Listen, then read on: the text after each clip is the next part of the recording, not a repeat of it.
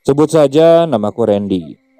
Peristiwa ini terjadi beberapa tahun yang lalu. Saat itu, aku dan beberapa teman-temanku sedang galak-galaknya membuat konten horor. Mengingat di tahun tersebut, banyak konten kreator yang memang bergerak di segala bidang. Dan saat itu, aku bersama teman-temanku memilih konten horor. Kita biasanya mereview tempat-tempat angker, tempat-tempat terbengkalai, dan sebagainya. Tapi kita hanya mereview saja, tidak sengaja bikin penampakan yang dibuat-buat. Jadi kita bikin senatural mungkin saat itu. Beberapa kali kita diskusi, karena akhir-akhir ini saat kita review memang tidak ada kemajuan sama sekali. Salah satu temanku menyarankan bagaimana kalau kita review salah satu rumah sakit terbengkalai. Di tempat asal temanku ini, di sana ada sebuah rumah sakit terbengkalai yang konon katanya terbilang sangat angker. Mendengar usulan seperti itu, aku sedikit tertarik. Aku bersama temanku coba untuk survei dulu ke sana pada siang hari. Kita lihat-lihat selintas, dan saat aku lihat, memang tempatnya benar-benar cocok. Sangat seram, dan sepertinya sudah lama terbengkalai. Untuk melakukan review ke sana atau penelusuran ke sana, biasanya kita akan meminta izin dulu ke warga sekitar. Saat itu, kita berangkat bersama ketiga teman. Jadi istilahnya aku dan kedua temanku, jadi 3 orang. Kita membawa kamera, lighting, dan segala macam untuk persiapannya. Sampai ke sana, kita izin dulu ke warga sekitar. Kebetulan, rumah sakit terbengkalai itu ada penjaganya. Jadi lebih memudahkan untuk tujuan konten kita. Nah, sebelum mulai, ada pertanyaan dari beberapa warga di sana. Mereka sepertinya kurang suka kita mengadakan acara di sana. Tapi untuk alibinya, saat itu kita bilang bahwa kami ini wartawan dan sengaja ingin membuat cerita-cerita unik. Dengan berbagai alasan yang membuat warga di sana percaya, akhirnya kita diberikan izin. Tapi saat itu, penjaga yang dipercaya untuk mengurus rumah sakit terbengkalai itu, dia harus ikut dalam penelusuran kami di rumah sakit terbengkalai itu. Kita tidak masalah. Kebetulan memang kita juga butuh orang untuk menjelaskan kronologi dan sejarah tempat-tempat ini. Singkat cerita, pada pukul 7 malam, semuanya sudah siap. Tepat setengah 8, kita mulai penelusuran itu. Kita mulai masuk dari gerbang depan. Gerbang depan itu juga sudah tidak berbentuk, sudah benar rusak. Kita masuk, nah di situ aku bersama penjaga ini posisinya sebagai model. Jadi aku berjalan sambil lihat ke kamera dan ngobrol dengan penjaga tersebut. Penjaga di sana menjelaskan bahwa tempat ini memang sangat angker. Bahkan warga di sekitar sana pun tak ada yang berani mendekat kalau siang hari. Karena konon katanya penunggu di rumah sakit ini kerap kali menunjukkan wujudnya, atau bahkan sering mengikuti sampai ke rumah. Mendengar cerita dari penjaga seperti itu, nyaliku agak sedikit ciut. Ada perasaan merinding saat itu. Tapi aku coba cepis, karena selama ini saat aku review tempat-tempat angker juga, perasaan ini muncul, tapi tidak pernah terjadi apa-apa. Aku masuk dan mulai melihat ruangan yang ada di sana. Rumah sakit ini tidak terlalu besar, hanya 1 lantai. Ya bisa dibilang mungkin ini rumah sakit daerah juga. Ditambah lagi ruangannya memang tidak terlalu banyak. Namun di rumah sakit tersebut ada 1 kamar mayatnya katanya. Ruangan demi ruangan pun kita mulai jelajahi. Di sana kulihat ada beberapa perlengkapan bekas rumah sakit yang masih berserakan di sana sini. Bahkan ranjang-ranjang pasien di bangsal, lemari-lemari dengan botol-botol obat, juga dengan kasur spray yang kotor saat itu masih ada. Bisa kulihat itu pemandangannya di beberapa ruangan di sana. Merinding memang, tapi memang itu sudah biasa. Karena demi konten yang bagus, kami harus memberanikan diri. Saat itu kami terus mengambil gambar sambil mengobrol. Di sela-sela kami masuk ruangan juga, penjaga tersebut menjelaskan, ada beberapa cerita seram yang pernah dia dengar dari warga sekitar, begitupun dengan dia. Katanya, beberapa bulan yang lalu dia pernah mengalami suatu kejadian.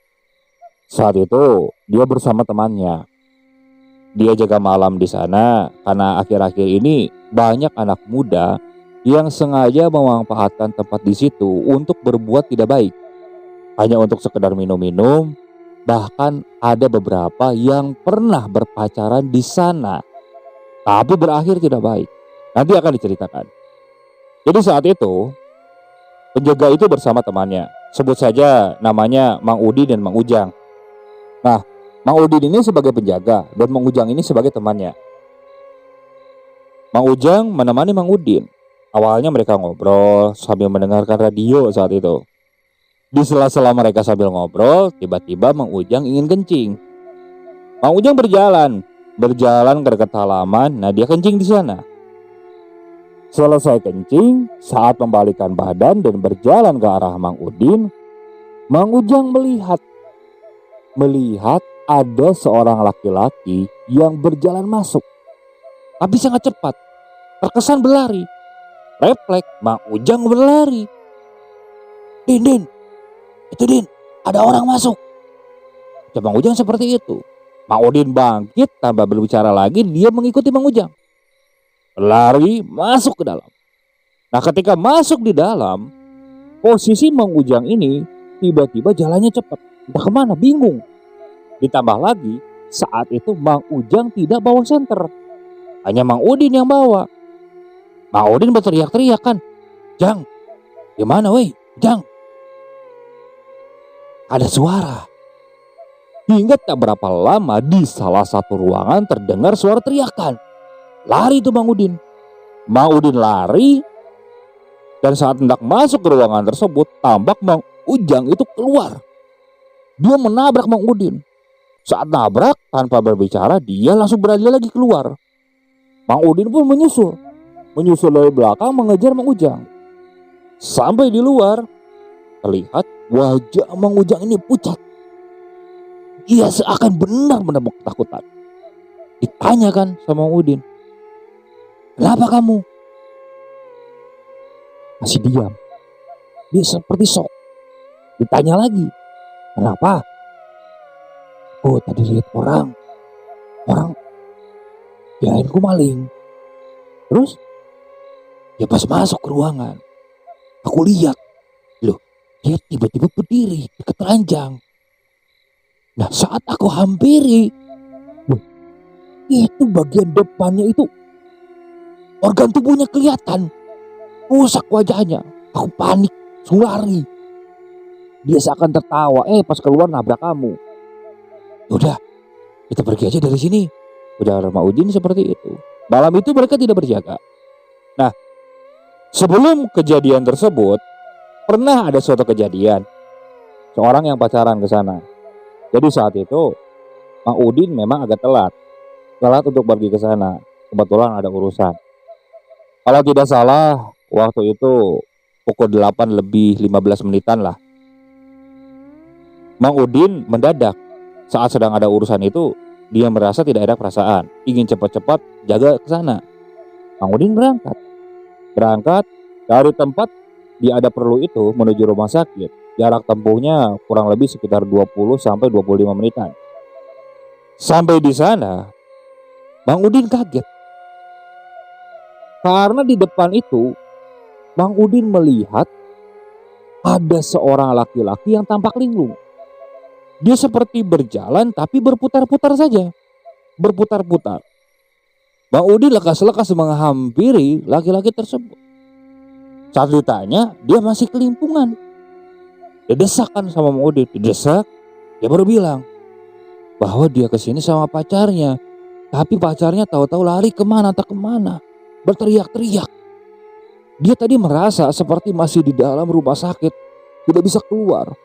seakan hanya berkeliling di ruangan itu. Mendengar jawaban dari orang tersebut, Mang Udin kaget. Merasa ini kejadian yang tidak biasa, Mang Udin meminta tolong kepada warga di sana. Saat itu ada beberapa warga yang langsung datang ke sana. Ada beberapa warga yang masih menanyai pemuda tersebut. Nah, sisanya masuk ke dalam rumah sakit. Yang kata si pemuda ini, perempuan itu masih ada di sana. Masuk ke sana, dicari, hingga akhirnya ditemukan. Perempuan itu ada di kamar mayat. Dia sedang duduk di pojokan kamar mayat tersebut. Di pojokan kamar mayat itu ada sebuah ruangan kecil. Biasanya digunakan untuk kamar mandi. Nah, di ruangan tersebut jongkok. Tapi kondisinya ini tidak baik-baik saja. Si perempuan itu seperti kesurupan. Dia meronta-ronta, mengamuk, hingga akhirnya dibawalah ke rumah terdekat. Coba diobati, saat itu memang sembuh. Keduanya diomongin, dinasehati supaya tidak melakukan perbuatan itu lagi. Namun ternyata 2-3 hari lagi si perempuan itu datang. Dan kini bersama keluarga dan salah seorang yang katanya orang pintar. Katanya setelah pulang, si perempuan ini masih diganggu oleh sosok di sana. Dan kerap kali dia menjerit-jerit tiap malam. Karena sosok yang ada di rumah sakit itu katanya ikut ke rumah dan menterornya. Dan setelah dikembalikan katanya sama orang pintar itu, barulah kejadian itu menghilang. Mendengar cerita dari Mang Udin ini, aku sedikit ketakutan.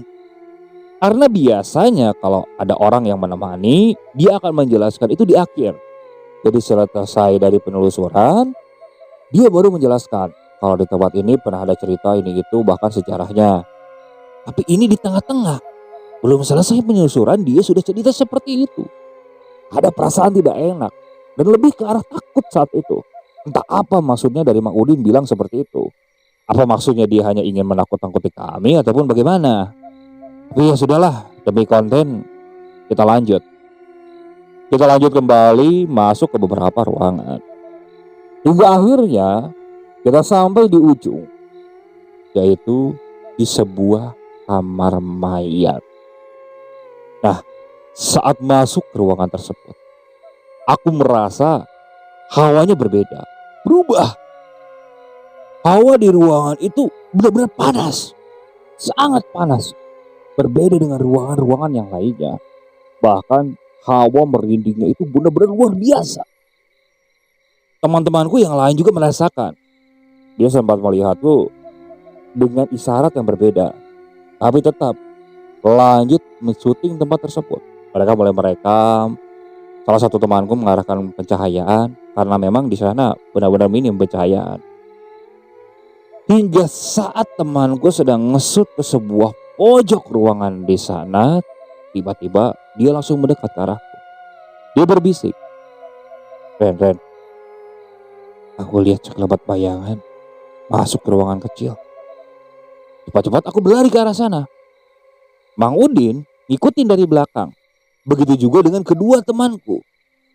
Namun saat sampai di sana, tak ada apapun. Namun aku merasa dan mencium saat itu bahwa di sana ada sesuatu. Karena aku mencium seperti ada aroma bau parfum. Aku coba diam dan mengingat-ingat. Bau apa ini? Bau parfum apa? Hingga saat aku sadar, parfum ini adalah parfum yang biasa digunakan saat memandikan mayat. Maaf, setelah memandikan mayat. Biasanya mayat akan disemprotkan parfum tersebut. Itu benar-benar wanginya sama. Merinding jelas saat itu. Aku mulai menjauh dari ruangan tersebut. Kulihat di kamar mayat ini juga ada tempat pemandiannya dan ada semacam ruangan yang mungkin yang biasa digunakan untuk menyimpan mayat setelah mayat ini dimandikan. Namun ada hal unik di sana. Jadi saat hendak masuk ke kamar mayat ini ada sebuah tulisan termasuk di dalamnya. Kalau di luar tulisannya kecil, tapi saat di dalam kamar mayat ini tulisannya besar. Tulisannya seperti ini. Selamat datang di kamar mayat. Aku sempat tanya kepada penjaga di sana, itu yang nulis siapa? Karena itu ditulis menggunakan pilok. Nah, penjaga di sana bilang, kalau itu perbuatan orang-orang iseng. Biasanya kan kalau siang banyak para pemuda yang iseng sering menempelkan sesuatu atau mencoret-coret di sini. Bahkan kerap kali ada yang mencuri beberapa barang-barang yang ada di rumah sakit ini. Ya hanya sekedar untuk dikilau katanya. Aku menggelengkan kepala mendengar ceritanya tersebut. Nah, tahu berapa lama di ruangan itu, aku rasa penelusuran malam ini untuk di dalam rumah sakit terbengkalai sudah usai. Tapi saat hendak meninggalkan kamar mayat, entah pemikiran dari mana, aku merasa ingin berfoto di sana. Aku bilang kepada temanku, bro, foto dulu, nih deket tulisan selamat datang, kayaknya keren. Ucapku seperti itu. Temanku tak banyak ngomong, dia langsung ambil kamera dan moto. Tapi di situ kulihat raut wajah Mang Udin seperti agak sedikit ketakutan, tapi dia sembunyikan. Sedikit aku lihat, dan tak berapa lama dia bilang, udah cepat keluar dari tempat ini. Ucap Mang Udin seperti itu. Kita keluar. Nah, saat keluar, di situ kita berbincang-bincang kembali. Aku tanya Mang Udin untuk menjelaskan segala sejarah dari rumah sakit ini. Dari mulai berdirinya rumah sakit ini sampai terbengkalai. Mang Udin pun menceritakannya. Dirasa semuanya sudah selesai. Aku pun pamit. Tak lupa aku juga berterima kasih ke Mang Udin. Sambil aku selipkan beberapa lembar uang untuk sekedar Mang Udin memberi rokok saat itu. Dan setelah itu kita pulang. Sebelum pulang, aku bilang kepada teman-temanku untuk mampir dulu ke sebuah rumah makan. Karena saat itu aku rasakan perut juga sedikit lapar. Hingga akhirnya kita mampir ke sebuah rumah makan. Setelah sampai di sana, kita pesan makanan dan nunggu makanan jadi. Sambil nunggu, aku ngobrol dan ingin melihat hasil dari foto dan rekaman tadi. Ternyata sangat bagus. Namun, ada sesuatu yang benar-benar membuatku terkejut. Saat aku melihat sebuah foto. Foto itu foto yang diambil ketika akan meninggalkan kamar mayat. Dan di situ aku melihat. Di dalam foto, saat itu kan aku sendirian. Tapi di dalam fotonya, di belakangku ada satu sosok perempuan. Dia mengenakan pakaian putih tapi nunduk. Rambutnya panjang. Dia berada di samping kanan belakang, agak ke belakang. Jelas. Aku tanya kepada teman-temanku. Apa tadi saat mengambil foto, sosok ini ada? Tapi kata teman-temanku tidak ada. Aku benar-benar sendirian saat dipoto, tidak ada siapapun. Di situ aku mengingat-ingat raut wajah Mang Udin yang seakan ketakutan. Apa Mang Udin melihat saat itu? Di situ bukannya takut aku, tapi ada perasaan bangga. Kenapa? Karena aku berhasil menangkap foto penampakan yang benar-benar asli, bukan yang diada-ada. Di situ aku merasa kalau kontenku kali ini akan benar-benar viral. Aku bilang seperti itu kepada teman-teman. Teman-teman yang lain juga tersenyum. Beberapa lama kemudian makanan pun jadi. Di situ kita lanjut makan. Selesai makan, kita berencana pulang. Nah, rencananya nanti semua video dan foto ini akan diedit besok. Yang biasa ngedit adalah temanku. Tapi saat itu kamera aku bawa. Aku ingin mengopi semua dokumentasi itu ke dalam laptopku. Singkat cerita, aku sampai di rumah. Di rumah sebenarnya aku masih tinggal bersama kedua orang tuaku. Sedangkan kedua kakakku mereka berada di luar kota. Karena memang mereka mendapatkan pekerjaan di sana. Aku masuk ke kamar. Beberapa lama kemudian aku buka laptop. Di situ aku copy semua dokumentasi tadi. Sambil menunggu selesai, aku pergi ke kamar mandi. Dan mandi saat itu. Nah, posisi kamar mandi ini sebenarnya tak jauh dari kamarku. Jadi posisi kamarku ini paling belakang. Dan kamar mandi dari kamarku ini hanya berbatasan dengan sebuah tembok. Tapi harus ngeliling dulu ke dapur. Nah, saat aku di kamar mandi, aku mendengar tembok kamarku ini yang bersebelahan dengan kamar mandi seakan ada yang mencakar. Terdengar suara cakarannya jelas. Dan saat itu posisinya kamar mandi air tidak aku nyalakan. Jadi terdengar sangat jelas. Aku diam, aku coba dengarkan. Suara itu sangat jelas.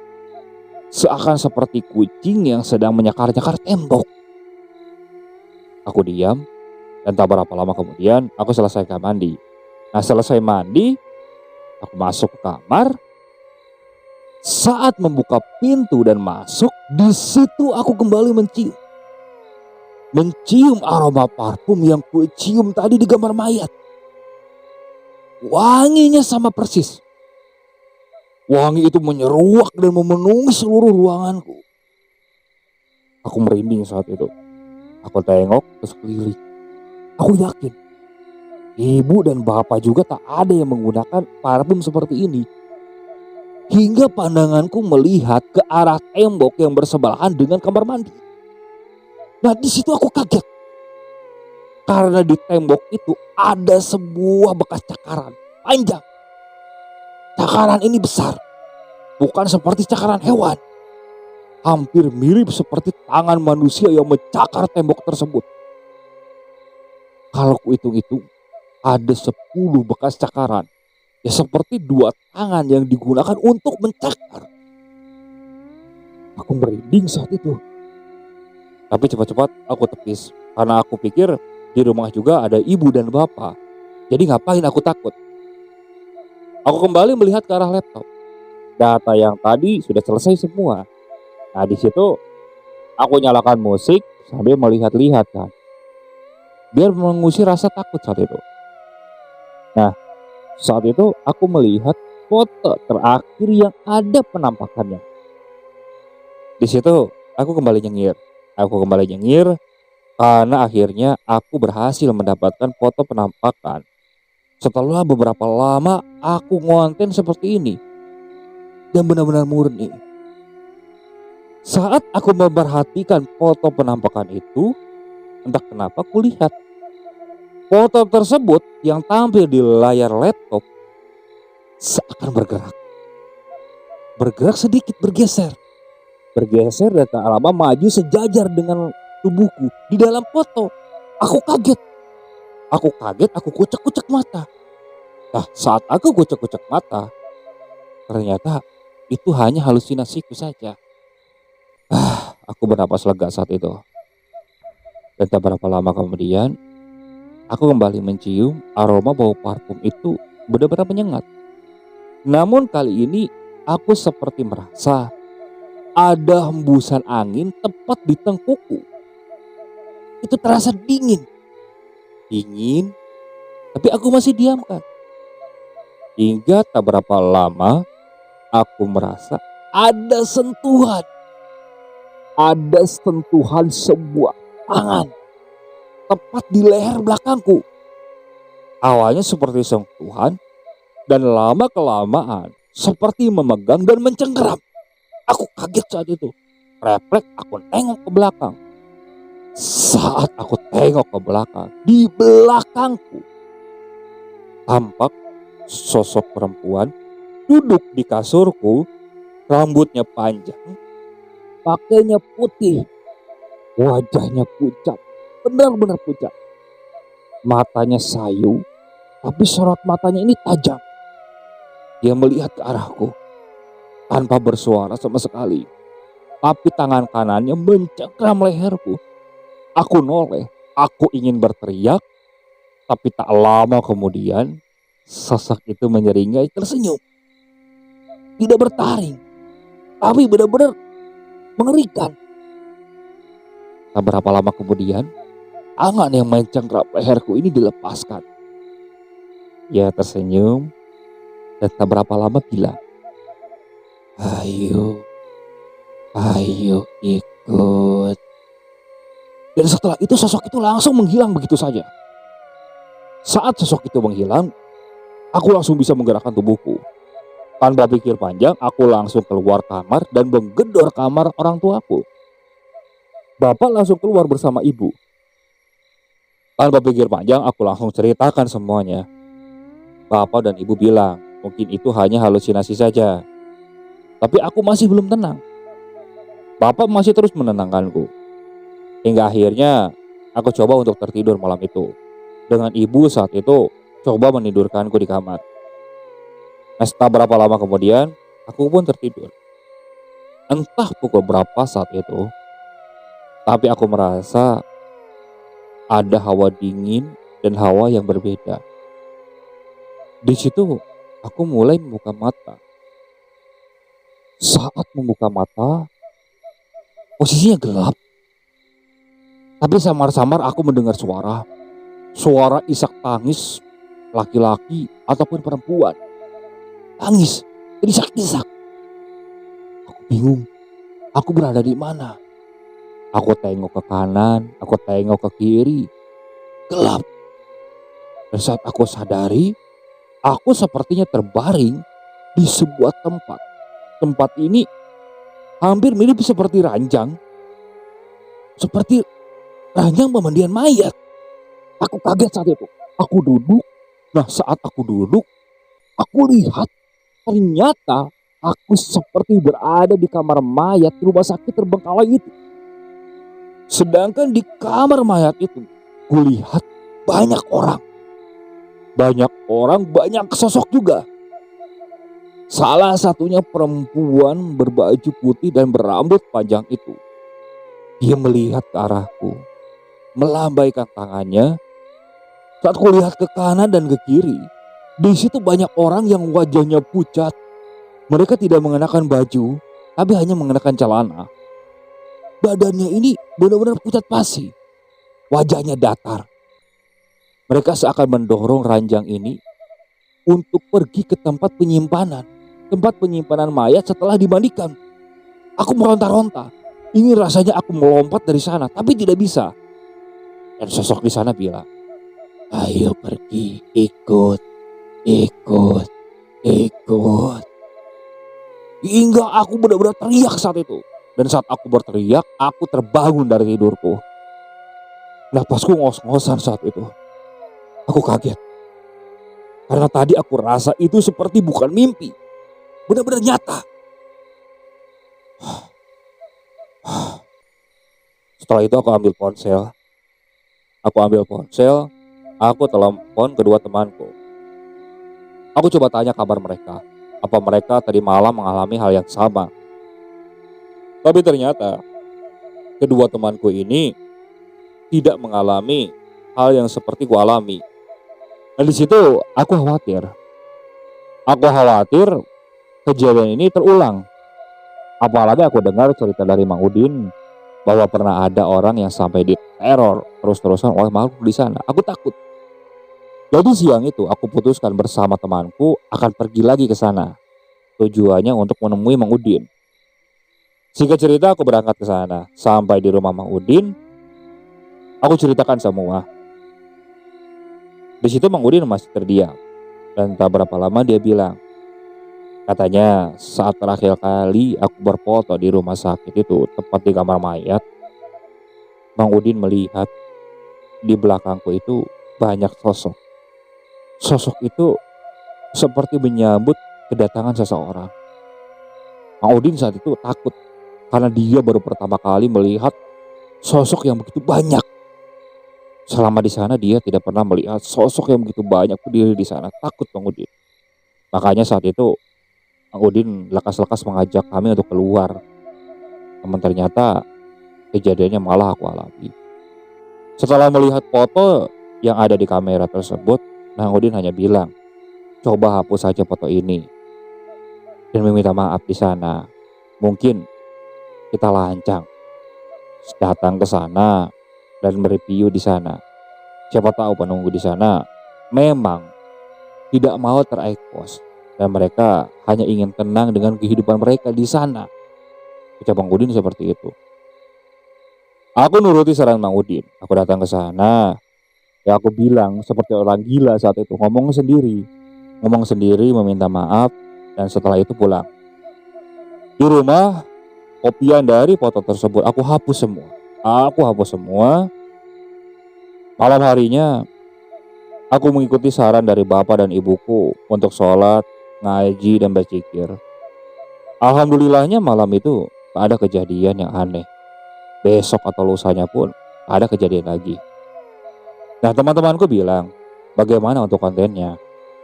Saat itu, aku menyarankan untuk teman-temanku tak lanjutkan lagi untuk review horor seperti ini. Karena ternyata resikonya sangat tinggi. Apalagi bagi kita, orang yang memang tidak paham dengan dunia mistik. Ya hanya sekedar penikmat cerita-cerita horor atau hal-hal horor tanpa bisa mengatasi kalau terjadi sesuatu. Nah, itu yang aku tidak inginkan. Terjadi sesuatu atau mungkin bahkan kejadian itu bisa mencelakai diri kami. Jadi itu benar-benar dijadikan pelajaran olehku. Oke, sekian untuk cerita kali ini. Saya mohon maaf apabila masih banyak kekurangan dalam pembawaan ceritanya. Kritik dan sarannya silakan kalian bisa cantumkan di kolom komentar. Tak lupa saya juga ucapkan terima kasih kepada narasumber yang sudah membagikan kisahnya, termasuk para penonton yang sudah mampir dan mendengarkan cerita dari channel Rentera Keramat ini. Semoga kalian selalu diberikan kesehatan, dilancarkan rezekinya, dan dijauhkan dari musibah. Terus ikuti cerita yang dibawakan oleh channel Rentera Keramat ini. Assalamualaikum warahmatullahi wabarakatuh.